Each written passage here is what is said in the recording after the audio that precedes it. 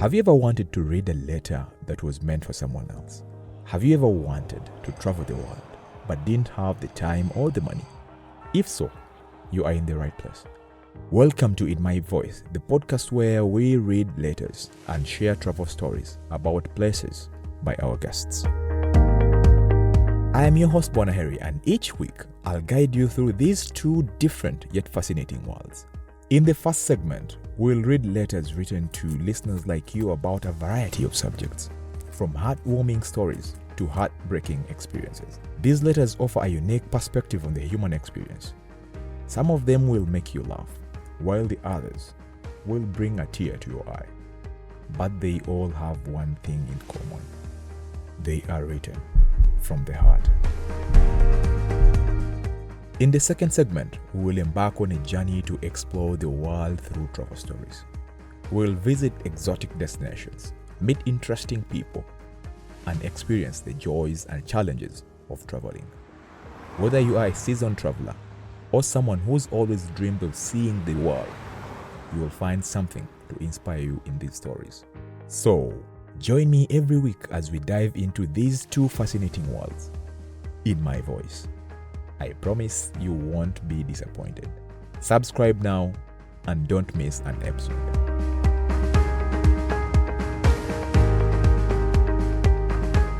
Greetings and welcome back to yet another episode of the In My Voice podcast, where we unearth the stories that mold our existence. Today, I'm going to be looking at a subject that has been brought forward by one of our listeners. Hi, Abbas. How are you?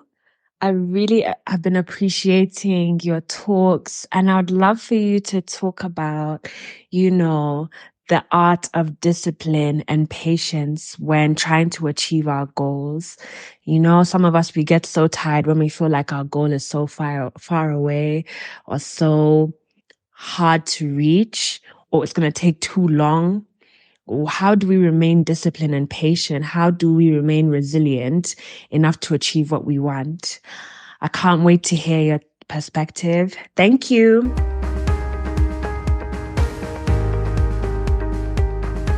I know we all have been in a situation where we're so excited to start something new.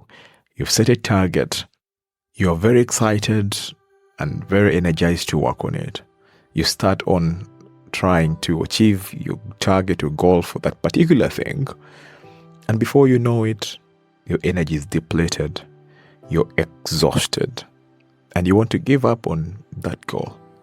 For most people, it is difficult to stay disciplined and say, I am going to achieve this no matter what. When the energy is gone and the excitement has faded, almost all of us give up. So today, we embark on an exploration through the delicate interplay of patience and discipline. Imagine yourself standing at the cusp of a grand odyssey, where the initial thrill starts to dim and weariness casts its shadow. It's within this nuanced dance that the virtues of patience and discipline reveal their guiding steps. How many things have you started and failed to conclude? Things you were excited about in the beginning, but somehow, when you started, the energy that you started with eluded you.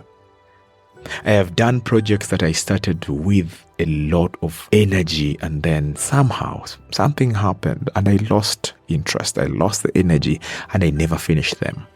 It's not a good habit because it holds us back from growth.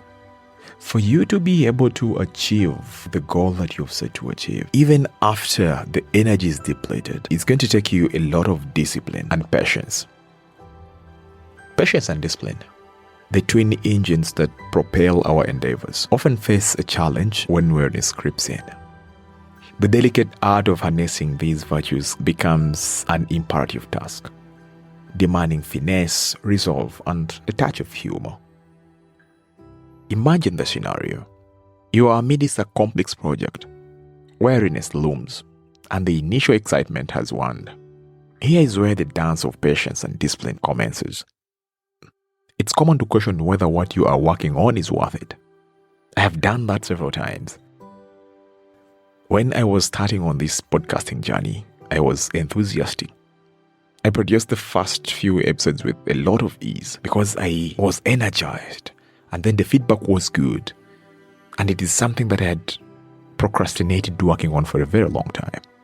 And all of a sudden, I was swamped with a lot of other priorities that needed more time, and producing was kind of an inconvenience to me. I spent over 2 months in this situation, and suddenly I remembered my why. Sometimes all you need is a little patience to live through the moment of weariness. Patience isn't idle. It's a quiet confidence in the unfolding of time. Rome wasn't built in a day after all. Discipline is the scaffold supporting your endeavors. It requires routine, setting boundaries, and dedicated toil, even amidst fatigue storm. I know for most of us, there comes a time when you're working on something with all your energy. You give it your all. And then very many things come into play and you think, oh my God, I should stop doing this because I have to achieve this. But we need to learn the art of pausing. Pausing helps you rethink your priorities. It helps you understand why you actually started this project after all. Whether you're a creative, grappling with a creative block, where you don't see yourself getting ahead of the things that you wanted to do, or the projects that you've started, or you are an entrepreneur who is practicing how to manage your craft, patience and discipline reignite the creative spark. They break goals into manageable tasks, birthing success amidst weariness. Because if you are patient and disciplined, you are going to cultivate a culture of celebrating the small things that you have done that most of the times people ignore. And that patience allows you to look back at how far you've come. In relationships, patience fosters growth, while discipline ensures consistent investment. They create a rich tapestry of trust and love, even when weariness threatens. Weariness is transient. Patience and discipline, steadfast companions. Let them guide you through life's labyrinth, where resilience, growth, and victory await at the journey's end. There are quite a number of things personally I've wanted to do over time. I've written projects that in my head, I feel like they would be winning projects. If I started working on them, they would be successes for me. But then, at some point, for some projects, I have failed to kickstart them when execution was approaching. Now, what I have learned from these experiences where weariness has taken over and that bit of I am tired, I don't think this will work out now. And very many other excuses that come through to make us fail to work on the things that we want to achieve. I have learned that there is always a way to make you achieve these set targets and goals. So I'm going to share with you some of the tips that can help you practice patience and have discipline to stay focused on achieving that particular goal you've set to achieve. First, define your goals clearly. Clarity is your best friend. Clearly define what you want to achieve, breaking it down into smaller, actionable steps. Clarity in your goals provides a roadmap and makes the journey less daunting. If you are clear about what you want to achieve and why you want to achieve it, it's going to be easier for you to work towards achieving these things.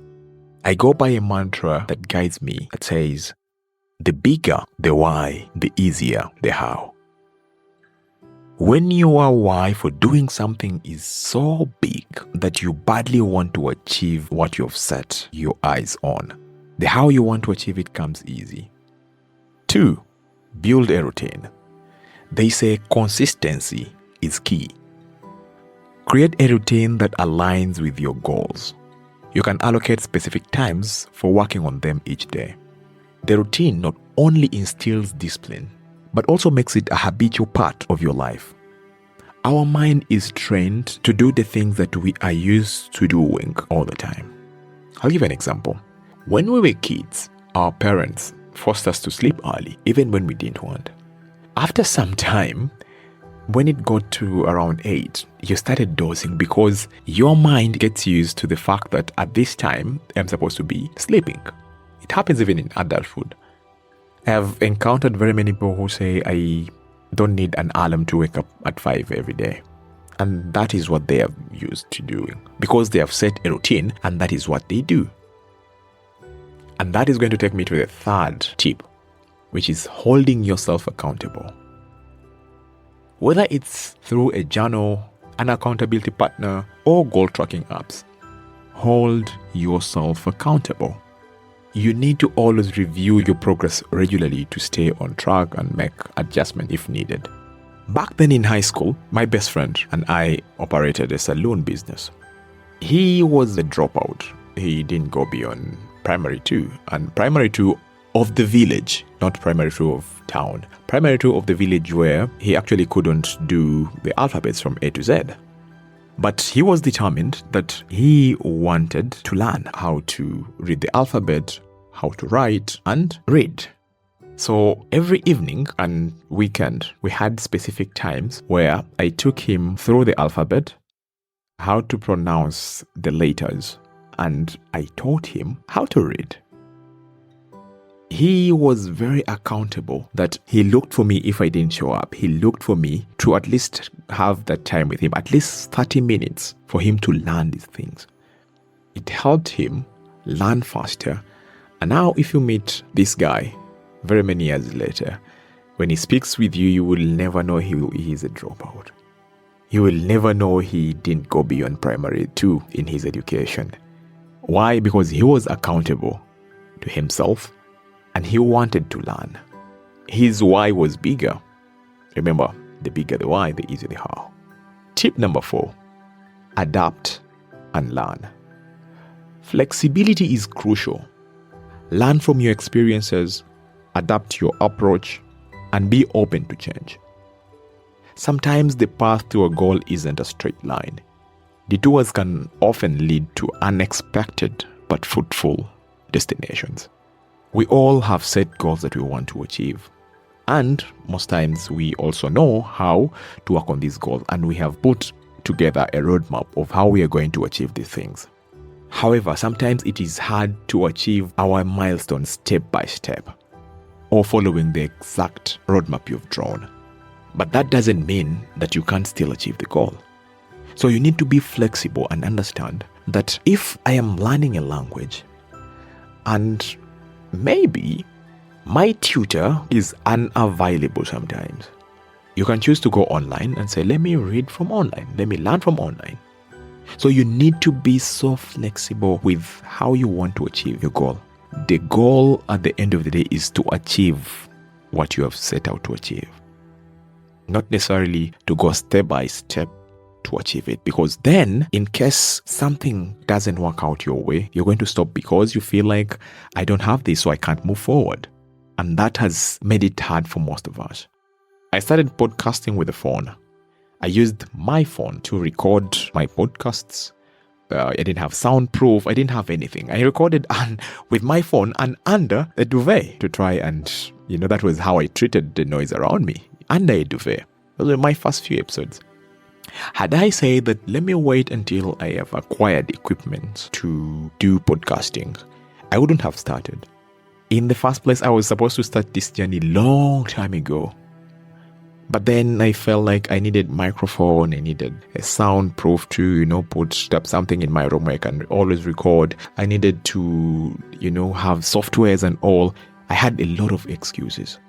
But then when I decided, no, it can't be this. I can't, go on like this. And my friends were actually also helping me push. Yeah, you said you're going to start a podcast. What's happening? Yeah, you said, At the end of the day, I found a way. I learned to be flexible and said, let me start. The problem is that most of us look at, I want to start perfectly, I want to start big. However, we have to always try and be flexible. And lastly, practice self-care. A well-nourished body and mind are better equipped for the journey. You are going to need to prioritize self-care. Get adequate sleep, exercise, and take time to relax. A healthy you is a resilient you. When you take care of your mental health, then you do not have things that are going to distract you from achieving your goal. When you feel comfortable in your body, you feel comfortable with your life and appreciate the moment that you are going through, it helps you be resilient and want to achieve these targets that you've set to achieve. Remember, staying patient and disciplined isn't about being flexible or rigid. It's about having a plan, staying focused, but also being adaptable and kind to yourself throughout the journey. It's a dance between perseverance and adaptability, keeping the rhythm of your goals in harmony with the symphony of life. I know there are very many of us out there who have had ways we have overcome that problem of feeling tired whenever we start on a project. If you have more tips, kindly share in the comments and let's help each other. Let's help our listeners, let's help our community, and let's grow together. Before I close this episode, I want to send some shout outs to one of my ardent listeners, Ruth Mukasa, who is the managing director and proprietor of Wonderful Events. Wonderful Events is an events company by Ruth Mukasa that does events management. So if you want to plan for an event, a wedding, a party, conference, you can reach out to Ruth Mukasa Events on 0740262664. I trust her to do a good job. That's why I can talk about her in my podcast. Thank you for joining me on this episode of In My Voice. Remember, in the dance of life, patience and discipline are the virtuous steps that lead to triumph. Until we meet again, may your journey be adorned with resilience and sweet victories. Until next time, I am Bonaheri, and this is In My Voice.